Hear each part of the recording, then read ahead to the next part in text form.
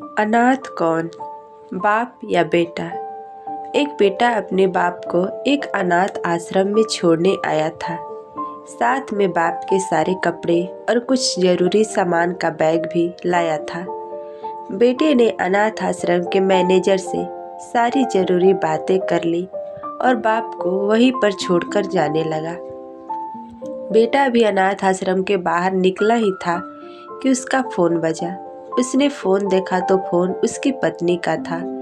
उसने फ़ोन उठाया तो दूसरी तरफ से उसकी पत्नी अपने पति को कह रही थी कि घर वापस आने से पहले ससुर जी से कह देना कि छुट्टी या फिर किसी त्योहार पर हमसे मिलने नहीं आएंगे तो भी चलेगा। आप वहीं पर खुशी से रहिए और हमें भी यहाँ सुख से रहने दीजिए। फ़ोन रखकर बेटा जब वापस अनाथ आश्रम में जाता है तो बेटे की नज़र अपने बूढ़े पिता पर पड़ती है, जो अनाथ आश्रम के मैनेजर से हंस हंस कर बातें कर रहे हैं और काफ़ी खुश भी लग रहे हैं। इस पर बेटा सोच में पड़ जाता है कि उसका पिता अनाथ आश्रम के मैनेजर को कैसे जानता है।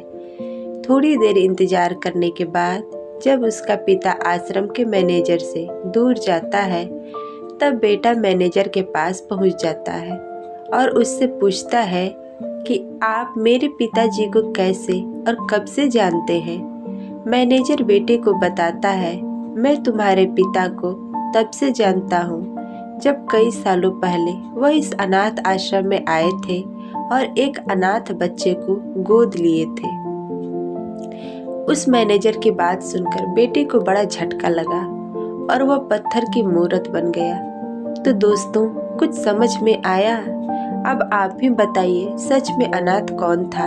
वह बेटा जो अपने बाप द्वारा बिना उससे बताए किए गए इस इतने बड़े उपकार के बदले उनके आखिरी समय में इस तरह ठोकर मार रहा था, या वह पिता जिसने एक अनाथ बच्चे को निस्वार्थ भाव से इतना प्यार दिया जितना खुद के बच्चे को दिया जाता है।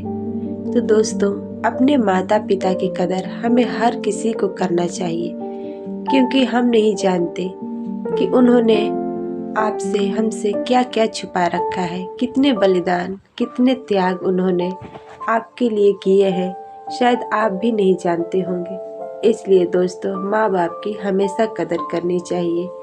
दोस्तों, ये छोटी सी कहानी आपको कैसी लगी इसके बारे में कमेंट में ज़रूर लिखें। पसंद आई हो तो लाइक करें, शेयर करें और ऐसे ही कहानियाँ पढ़ने और सुनने के लिए हमारे चैनल को सब्सक्राइब करें। धन्यवाद।